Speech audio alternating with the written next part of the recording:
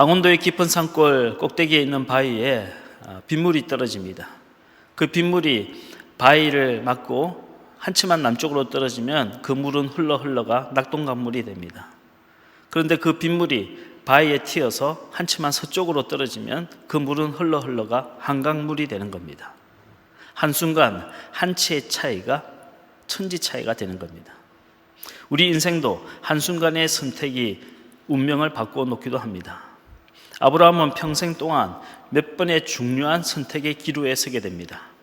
어디로 가야 할지, 무엇을 택하고 무엇을 버려야 할지, 그 선택의 갈림길에 설 때마다 아브라함의 믿음이 진가를 발휘해 주었습니다. 평소에 아무리 믿음이 좋아 보이는 사람도 결정적으로 중요한 순간에 하나님의 뜻을 따르지 못한다면 그 사람의 믿음은 그저 무늬만 좋은 짝퉁 믿음일 겁니다. 어느 권사님이 진짜 명품 가방과 짝퉁 가방을 구별하는 법을 가르쳐 주셨어요. 비 오는 날 머리에 쓰고 가면 짝퉁 가방이고 가슴에 품고 뛰어가면 진짜 명품 가방이라는 겁니다. 내 믿음이 진짜인지 가짜인지 평상시에는 구별하기 힘들지만 인생에 비바람이 몰아닥칠 때, 우리의 삶이 흔들릴 때, 내 유익만을 위한 선택을 하는지 아니면 하나님의 영광을 위한 선택을 하는지, 그것을 보면 그 사람의 믿음이 진짜인지 가짜인지를 분별할 수 있다는 겁니다. 물론 전혀 흔들리지 않는 믿음은 없습니다. 나침판의 바늘은 언제나 북쪽을 가리키지만 자세히 들여다보면 그 바늘은 한없이 흔들리고 있습니다. 전혀 흔들리지 않는 나침반은 고장난 나침반이에요. 나는 믿음이 절대로 흔들리지 않는다, 나는 절대로 넘어지지 않는다 라고 말하는 사람은 고장난 사람이에요. 지독한 망상증 환자이거나 지독한 나르시시즘 환자인 겁니다. 독일의 대문호 괴테가 그런 말을 했어요. 인간은 노력하는 한 방황하리라. 참된 믿음을 진지하게 찾아가는 사람이라면 때때로 흔들릴 수밖에 없고 또 때로는 방황할 수밖에 없습니다. 하지만 코람데오, 내 믿음이 하나님 앞에 정직하게 선 믿음이라면 우리는 흔들릴지언정 절대로 방향을 잃지는 않을 겁니다. 우리는 넘어지고 쓰러질지언정 다시 일어나서 툴툴 털고 당당하게 천국으로 다시 걸어가게 될 것입니다. 아브라함은 평생 시험이 많았고 고민과 고뇌가 많은 사람이었어요. 또 실수도 많았습니다. 하지만 그의 선택은 언제나 하나님이었습니다. 하나님만이 나의 유일한 축복입니다. 이것이 아브라함의 고백이었습니다. 하나님만이 나의 유일한 복입니다. 이 고백이 아브라함의 인생의 중요한 결정적 순간에, 선택의 순간에 때마다 아브라함이 올바른 선택을 할 수 있도록 도와주었던 겁니다. 오늘 여러분과 함께 아브라함 일생에 있어서 가장 중요한 선택 몇 가지를 살펴보려고 합니다. 저와 여러분이 이 말씀을 듣는 동안에 우리도 아브라함처럼 하나님만이 나의 유일한 복입니다, 이 기준으로 앞으로 다가올 여러분의 중요한 선택의 순간들마다 아브라함과 같은 믿음의 선택을 해나가시는 저와 여러분 되시기를 주의 이름으로 축복합니다.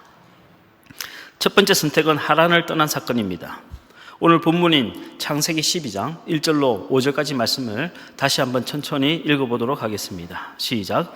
여호와께서 아브라함에게 이르시되 너는 너의 고향과 친척과 아버지의 집을 떠나 내가 너에게 보여줄 땅으로 가라. 내가 너로 큰 민족을 이루고 너에게 복을 주어 네 이름을 창대하게 하리니 너는 복이 될지라. 너를 축복하는 자에게는 내가 복을 내리고 너를 저주하는 자에게는 내가 저주하리니 땅의 모든 족속이 너로 말미암아 복을 얻을 것인지라 하신지라.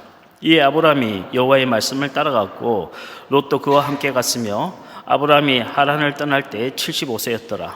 아브라함이 그의 아내 사레와 조카 롯과 하란에서 모은 모든 소유와 얻은 사람들을 이끌고 가나안 땅으로 가려고 떠나서 마침내 가나안 땅에 들어갔더라.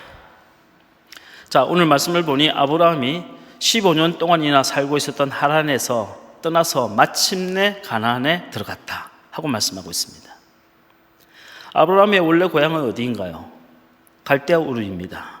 갈대아 우르는 메소포타미아 문명이 발생한 지역으로서 티그리스 강과 유프라테스 강이 만나는 비옥한 삼각지에 발생한 고대 도시입니다. 갈대아 우르란 정확하게 말하면 갈대아 사람들이 만든 우르라는 도시입니다. 갈대아 사람이 누구입니까? 갈대아 사람이란 성경에 나오는 바벨론 사람들이에요. 오늘날 이란이나 이라크나 시리아와 같은 중동 아랍인들의 조상들인 겁니다. 우르라고 하는 것은 바알을 숭배하는 신전입니다. 그러니 갈대아 우르라고 하는 것은 바벨론 사람들이 바알을 숭배하기 위해서 신전을 만든 도시란 의미입니다. 아브라함의 아버지 데라는 그곳 갈대아 우르에서 우상을 만드는 기술자였습니다. 우상 숭배의 도시였으니 우상을 만들어 파는 것이 돈벌이로서는 가장 좋았던 일이었을 것입니다. 하나님은 우상 숭배의 도시인 갈대아 우르에서 태어난, 그것도 우상 제작자의 아들로 태어난 아브라함을 믿음의 조상으로 불러주신 겁니다. 여러분, 하나님이 택하신 사람의 공통점이 무엇입니까? 하나같이 자격 없는 사람들이란 거예요.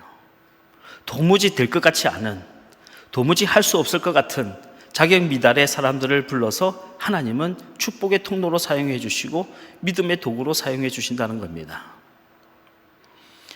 우상 제작자의 아들로 태어난 아브라함을 믿음의 조상으로 불러주셨어요.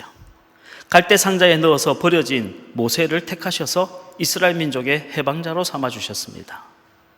몸을 파는 기생이었던 라합을 불러서 다윗의 조상으로 삼아주셨어요. 남편은 지금 전쟁터에 나가 있는데 왕이랑 눈이 맞아서 임신한 밧세바를 불러서 솔로몬 왕의 어머니로 삼아주시고 예수님의 조상으로 삼아주셨습니다. 가난한 갈릴리 지역에서 물고기나 잡고 살던 못 배우고 가난한 어부들을 불러서 초대교회 사도들로 삼아주신 겁니다.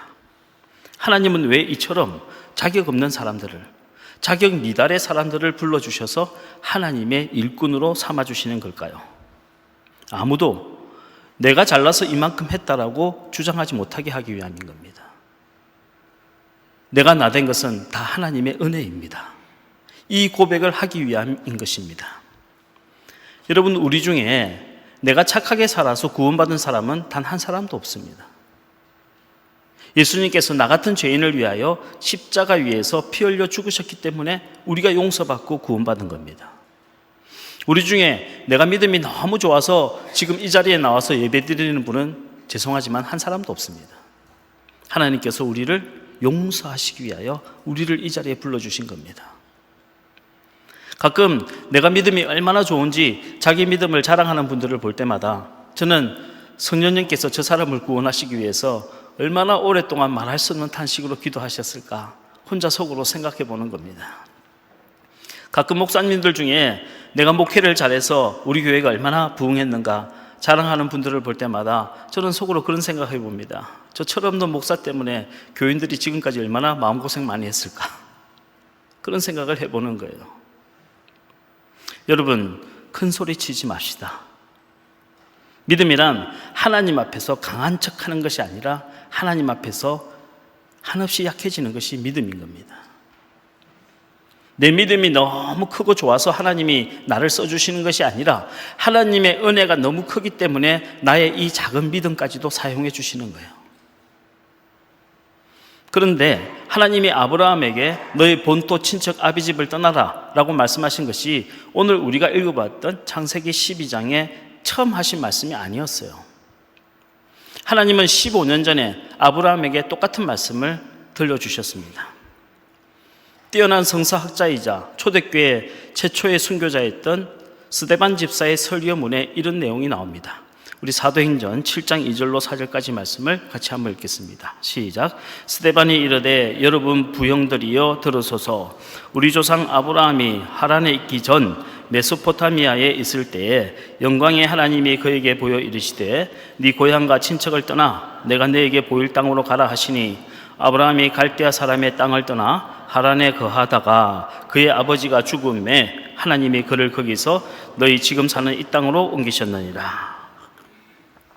아브라함이 하란에 살기 전 메소포타미아에 있을 때 영광의 하나님이 아브라함에게 말씀하셨다.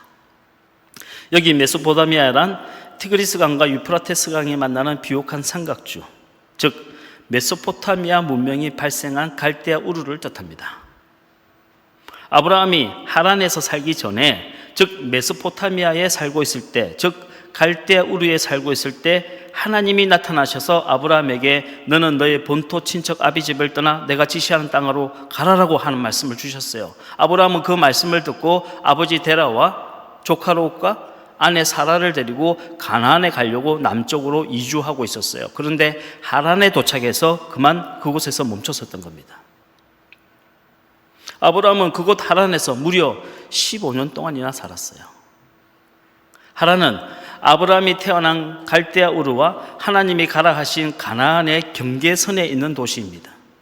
다시 말해 아브라함은 지금까지 내가 살아왔던 방식과 하나님의 은혜의 그 경계선상에서 15년간이나 갈등하며 주저했어요. 그리고 15년이 지난 후 하란 땅을 떠나 마침내 가나안으로 들어갔다고 말씀했습니다. 오늘 창세기 12장 5절 말씀만 다시 한번 읽겠습니다. 시작. 아브라함이 그의 아내 사라와 조카 롯과 하란에서 모은 모든 소유와 얻은 사람들을 이끌고 가나안 땅으로 가려고 떠나서 마침내 가나안 땅에 들어갔더라. 여러분, 하나님이 얼마나 아브라함을 오랫동안 참고 기다리셨으면요, 마침내 가나안 땅에 들어갔다 이렇게 말씀하셨어요. 하란은 오랫동안 길들여져 나의 습관을 상징합니다. 하란을 떠나라 하는 말씀은 오랫동안 길들여온 나의 죄의 습관을 이제는 떠나라 하는 말씀이에요. 물체의 관성의 법칙이 있듯이 우리 사람에게도 내 생각을 절대로 바꾸지 않으려고 하는 관성의 법칙이 존재합니다. 한번 피운 고집은 절대로 꺾지 않으려고 하는 관성이 존재하는 거예요. 이처럼 한번 피운 고집은 절대로 꺾지 않고 내 생각을 바꾸지 않고 우리 몸에 인이 박혀버린 습관을 통틀어서 성경은 죄라고 부르십니다. 한번 죄의 길이 나면 돌이키기가 매우 힘들어요. 실패를 하고 매를 맞아도 잘 바뀌지 않는 것이 죄의 관성입니다. 어떤 사람은 매를 맞고 실패를 하면 할수록 오히려 고집이 더 세지기도 합니다. 요나는 풍랑을 만나서 바다에 던져져 물고기 뱃속에 들어갔다 나온 이후에도 여전히 원망하고 불평했어요. 처음에 죄를 지을 때는 가슴이 콩당콩당 뛰고 막 괴로워서 죽을 것 같았는데 반복해서 이 죄를 짓다 보니까 이제는 죄책감까지도 느끼지 못하는 것은 이미 관성이 적용하고 있기 때문입니다. 이 죄를 끊어야지 여러 수십 번 다짐하고 결심해도 죄가 잘 끊어지지 않는 이유는 이 죄의 관성이 우리 몸을 지배하고 있기 때문이에요. 죄송한 말씀이지만 과거의 저와 여러분의 몸은 죄 짓는데 최적화되어 있었습니다. 우리는 죄 짓는 게 제일 편해요. 우리의 몸은. 에이, 목사님, 제가 좀 부족해도 그 정도로 심각한 죄인은 아닙니다. 내가 저 사람처럼, 저 TV에 나오는 사람처럼 저렇게 많은 죄를 짓지는 않았습니다 라고 생각하실 수 있겠지만, 그럼에도 불구하고 저나 여러분이나 내 몸을 죄 짓는 도구로 써왔다는 점에서는 본질상 차이가 없어요. 성령님이 우리의 마음을 지배하시기 전까지는 우리의 몸은 죄 짓는 게 편하지 예배 드리는 것이 절대로 편하지 않아요. 하지만 우리가 예수님을 나의 구세주로 영접하고 구원받은 그날로부터 시작해서 성령님은 우리 마음속에 찾아오셔서 우리의 이 지독하게 변하지 않는 하란, 우리의 이 지독하게 변하지 않는 옛사람의 습관과 싸우시기 시작하는 겁니다. 우리 인간의 마음속에는 절대로 변하지 않으려고 하는 죄의 관성과 마침내 변화시키려고 하는 성령님의 도우심 사이에 영적인 전쟁이 있는 거예요. 우리의 이 못된 고집과 습관과 치열하게 싸우고 계시고 우리의 연약함을 아시기 때문에 우리를 위하여 말할 수 없는 탄식으로 간구하고 계시며 마침내 우리가 하란을 떠나 하나님이 지시한 가나안 땅으로 들어갈 수 있도록 돕고 계시는 분이 바로 성령님이십니다. 그 성령님은 지금도 여러분 마음속에 살아계십니다. 여러분, 성령님은 인격적인 분이세요. 야, 내가 가나안으로 가라고 했는데 너 왜 하란 땅에 머물고 있어? 하면서 아브라함의 뺨을 때리고 멱살을 잡고 팔을 비틀어서 강제로 끌고 가시는 분이 아니에요. 아브라함의 마음이 하나님의 말씀에 순종해서 자원하는 마음으로 순종할 때까지 무려 15년 동안이나 참아주시고 기다려주시고 아브라함의 연약함을 아시는 거로 그를 위하여 말할 수 없는 탄식으로 기도하시며 돕고 계셨던 분이 성령님이세요. 그 성령님은 지금도 여러분 마음속에서 이 순간에도 여러분의 믿음을 돕고 계십니다. 우리가 할 일은 그 성령님이 탄식하는 소리를 들을 때 이제는 그만 내 고집을 끊는 겁니다. 우리가 할 일은 성령께서 눈물로 기도하시는 것을 느낄 때 이제는 그 사람을 용서하는 거예요. 그것이 하란에서 떠나는 겁니다. 마침내 하란을 떠나는 거예요. 여러분, 여러분의 하란에서 떠나시길 바랍니다. 오래된 죄의 습관에서 이제는 떠나시길 바랍니다. 마음의 철창 감옥과 같은 그 사람을 미워하는 마음에서 이제는 떠나시기를 주의 이름으로 축원합니다. 그래야 마침내 성령의 능력을 체험할 수 있는 겁니다. 예수 믿고 구원받은 사람 중에도 성령의 능력을 전혀 알지 못하는 사람이 있어요. 그분들은 아직 하란을 떠나지 못한 겁니다. 여러분, 하란을 떠나야, 그 선택을 해야 마침내 성령의 능력을 체험하게 됩니다. 두 번째, 아브라함의 중요한 선택은 조카 롯과 결별한 사건입니다. 하란에서 아버지 데려가 죽자 아브라함은 하나님의 뜻을 느끼게 되었어요. 자원하는 심정으로 이제 짐을 싸고 아내인 사라와 조카 롯을 데리고 가나안 땅에 마침내 들어갔습니다. 그런데 자식도 없고 이제 아버지도 돌아가신 아브라함에게 유일하게 피부치가 조카 롯이었어요. 아브라함은 조카 롯을, 젊은 조카 롯을 자식도 없었기 때문에 내 친아들처럼 의지하고 믿고 있었습니다. 그런데 문제는 가나안에 들어온 이후로 이 조카 롯의 양을 치는 목동들과 아브라함의 양을 치는 목동들 사이에 서로 좋은 풀을 먹이겠다고 하다가 그만 다툼이 일어나고 말았어요. 이 사건을 바라보는 아브라함은 영적으로 깨달았습니다. 아, 이제 롯과 헤어져야 할 때가 왔구나. 하나님께서 내가 그토록 의지하고 믿고 있는 롯과 헤어지라고 말씀하시는구나. 결국 아브라함은 롯과 결별을 선언합니다. 창세기 13장 8절로 9절까지 말씀을 같이 한번 읽겠습니다. 시작. 아브라함이 롯에게 이르되 우리는 한 친족이라 나나 너나 내 목자나 네 목자나 서로 다투게 하지 말자. 네 앞에 온 땅이 있지 아니하냐. 나를 떠나가라. 네가 자하면 나는 우하고 네가 우하면 나는 자하리라. 나를 떠나가라. 네가 좌쪽으로 가면 내가 우쪽으로 갈 것이고 네가 우하면 내가 좌쪽으로 갈 것이다. 롯은 무슨 선택을 했나요? 인간의 눈으로 보기에 가장 좋은 물과 양식이 풍요롭고 화려한 도시인 소돔과 고모라를 선택해서 동쪽으로 가게 됩니다. 아브라함은 약속을 했기 때문에 정반대 서쪽으로 가게 됐다가 어디에 정착하게 되나요? 헤브론에 정착하게 되는 겁니다. 나이도 들고 자식도 없었던 아브라함이 젊은 조카 롯과 헤어진다는 것은 이건 말처럼 쉬운 일이 절대 아니에요. 하지만 아브라함이 이렇게 결심을 하고 조카 롯과 헤어지고 서쪽으로 가는 바람에 아브라함은 헤브론을 만나게 되고 이 헤브론은 구약 성경 전체를 통틀어서 가장 영적으로 축복받는 땅이 됩니다. 아브라함과 그의 아내 사라와 그의 아들 이삭과 리브가와 또 야곱과 레아와 아브라함의 가족묘가 헤브론에 만들어집니다. 뿐만 아니에요. 훗날 450년 이후에 이스라엘 민족이 출애굽할 때 모세와 이스라엘 백성들이 마지막 종착점 목적지가 헤브론이었습니다. 그래서 모세가 12정탐꾼을 보낸 곳이 헤브론이었어요. 아낙 자손들이 살고 있는. 그뿐만 아니에요. 다윗 왕조가 출범하는 장소가 헤브론입니다. 다시 말해 신약시대 중심지가 예루살렘이라면 구약의 영적인 중심지가 헤브론이요. 아브라함이 이때 헤브론을 찾아가게 된 겁니다. 여러분, 하란이 오래된 죄의 습관을 상징한다면 조카 롯은 내가 하나님보다 더 의지하는 것을 상징합니다. 하란이 성령의 역사를 방해했다면 조카 롯은 기도의 응답을 방해하는 것입니다. 여러분이 하나님보다 더 믿고 의지하는 것이 있으면 하나님은 응답을 주시지 않으세요. 사울 왕이 다윗을 죽이려고 하자 다윗이 제일 먼저 도망친 곳이 라마나옅입니다. 라마나옅은 사무엘 선지자의 고향이었고 사무엘 선지자가 늙어서 은퇴한 이후로 그의 제자들과 함께 은둔 생활을 하는 곳이었습니다.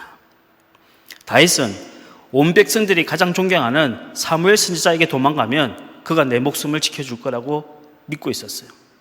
하지만 광기에 찌든 사울 왕은 그 라마 나요까지 군대를 보내어서 다윗을 죽이려고 했습니다.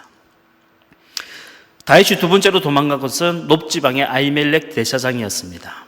놉 지방은 다윗과 혈통이 같은, 그러니까 유다 족속이 있는 곳이었어요. 나의 친척, 나와 집안 사람인 제사장이 살고 있기 때문에 그들 제사장들이 나를 지켜줄 거다, 다윗은 믿었어요. 하지만 놉 지방의 제사장 85명이 죽음을 당하는 대학살이 일어나게 됩니다. 그리고 나서 다윗이 선택한 것은 가드 왕 아기스에게 투항하는 겁니다.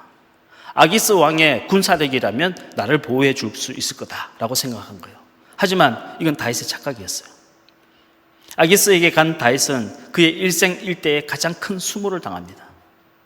목숨을 부지하기 위해서 아기스 왕 앞에서 미친 사람처럼 수염에 침을 질질 흘리고 짐승처럼 등짝을 대문에 비벼대면서 그렇게 목숨을 구걸해야만 했습니다.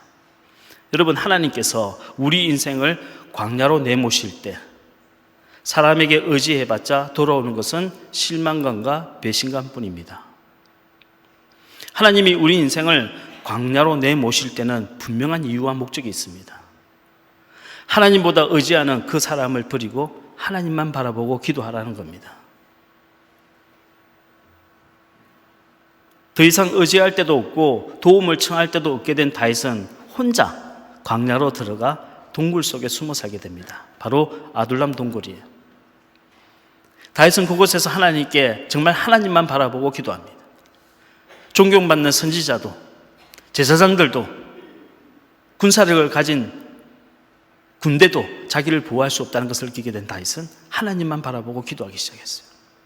그러자 이스라엘 전역에서 도망친 노예들과 빚지고 파산한 자들과 억울한 일을 당한 사람들이 다윗이 아둘람 동굴에 있다는 소문을 듣고 그 아둘람 동굴에 찾아오기 시작했어요. 그들이 만든 것이 아둘람 공동체입니다.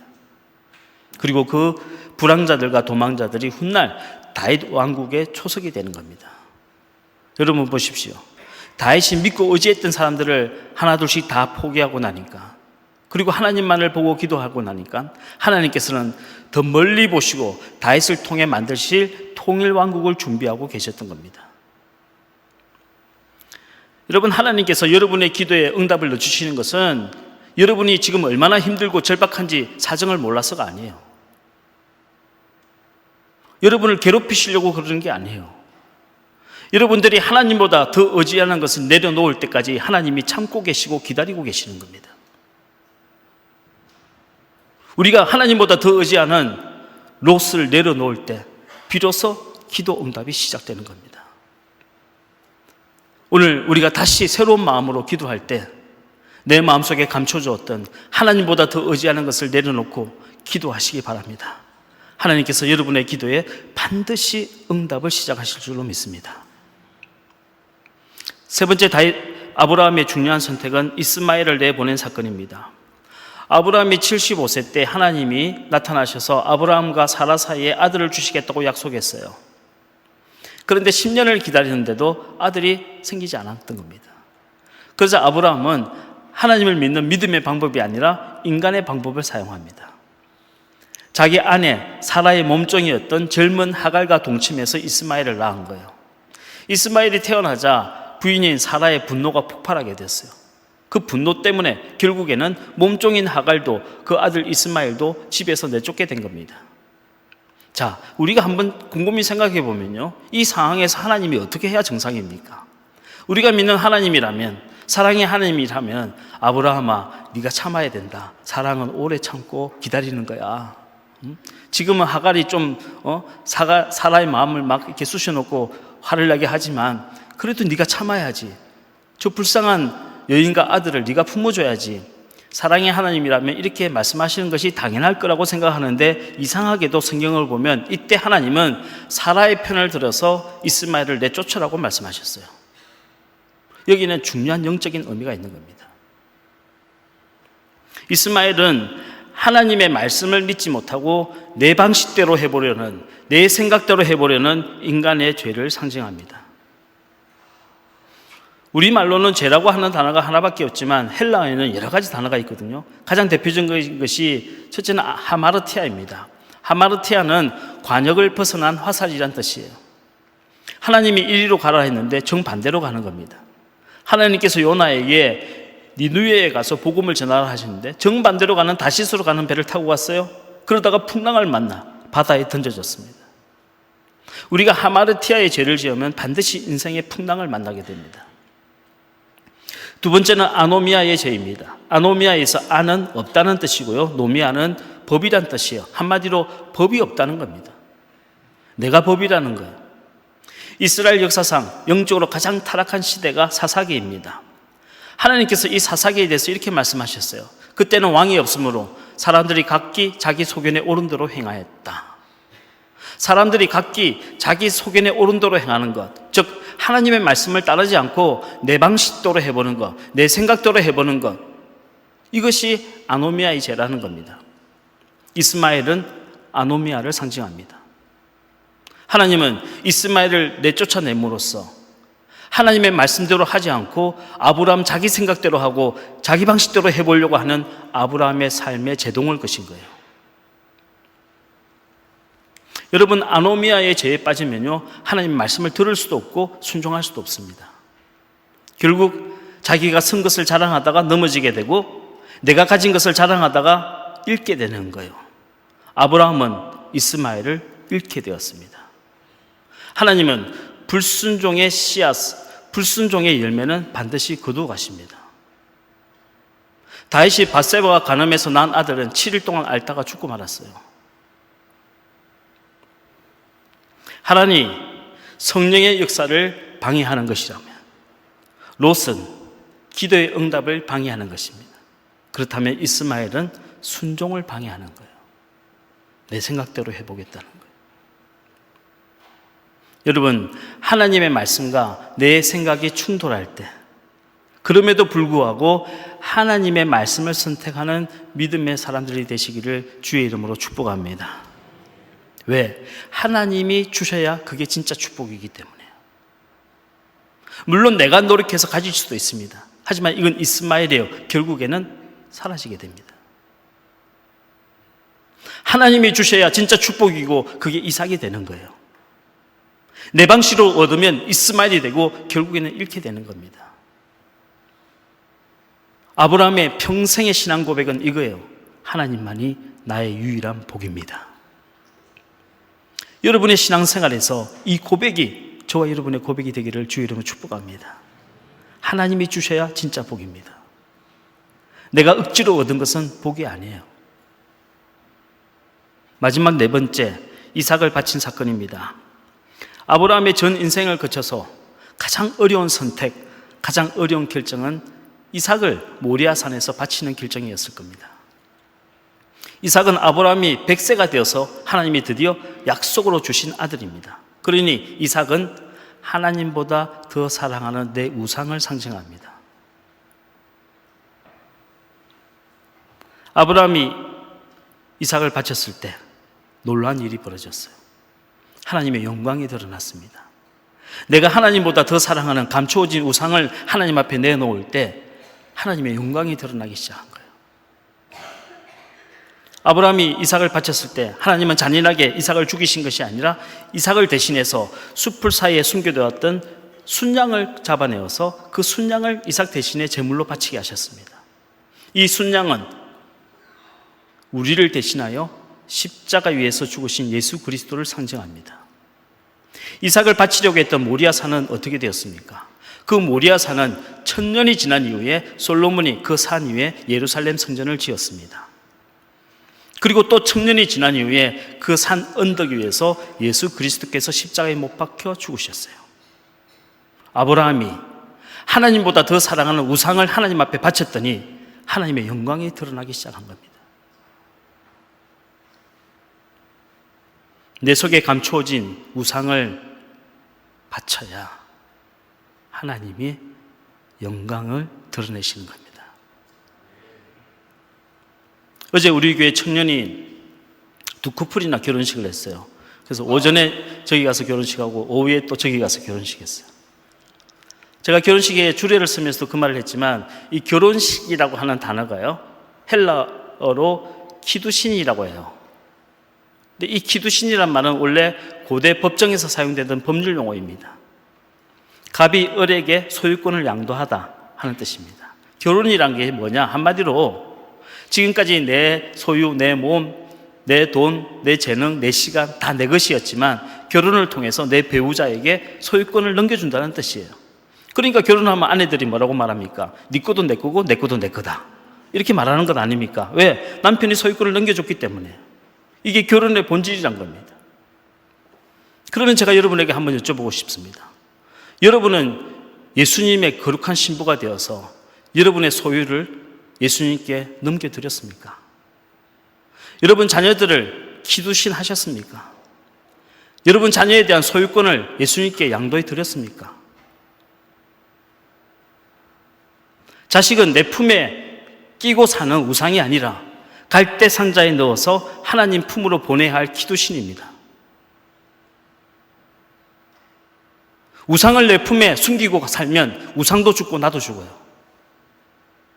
하지만 그 우상을 하나님 앞에 내어놓고 그 우상을 하나님 앞에 바치면 하나님께서 책임져 주시고 하나님의 영광이 드러나는 겁니다. 나엘처럼 낙타 안장 밑에 드라빔을 숨기고 깔고 앉아 있으면 나엘은 죽었어요. 우상을 하나님 몰래 숨기고 감추고 살면 영원히 죽는 겁니다.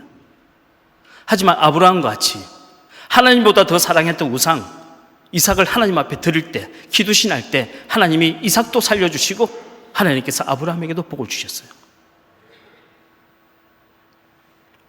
여러분, 우리가 기도할 때도 기두신해야 합니다. 어떤 분은 기도할 때 가만히 보면요, 자기가 미리 정답을 정해놓고 하나님이 무슨 시험 치러 온 학생이냐, 하나님이 정답을 맞추는지 못 맞추는지 시험하면서 제발 정답 좀 맞추시라고 때를 쓰는 사람들이 있어요. 여러분, 이건 기도가 아니에요. 기도란 기두신하는 겁니다. 나보다 나를 더 잘 아시는 하나님께서 내가 구한 것보다 더 좋은 응답을 주실 줄로 믿습니다. 하나님께 맡겨드리는 거예요. 여기 연세 드신 우리 권사님 장로님들 앞에 죄송합니다. 제가 목회를 하면서 살아보니까 그렇더라고요. 내 손에 쥐려고 하면 다 사라지고 내가 붙잡으려고 하면요 결국 다 떠나더라고요. 하나님 앞에 맡겨드리고 내어드리니까 하나님이 책임져 주시더라고요. 우리는 내가 꽉 붙들어야, 있는 힘껏 꽉 붙들고 살아야 그게 내게 되는 줄 아는데 그렇지 않아요. 하나님 앞에 기도신하고 하나님 앞에 소유권을 넘겨드리면 하나님이 책임져 주시는 겁니다. 하란은 오래된 죄의 습관을 상징합니다. 하란을 떠나지 않으면 성령의 역사가 나타나지 않아요. 롯은 내가 의지하는 사람들이에요. 롯과 헤어져야 기도의 응답이 시작됩니다. 이스마엘은 내 생각대로 해보겠다는 내 교만이에요. 이스마엘을 버려야 말씀이 들리기 시작하고 순종할 수 있습니다. 이삭, 내 우상이에요.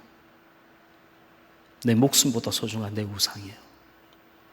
이걸 내려놓아야 하나님이 축복하십니다.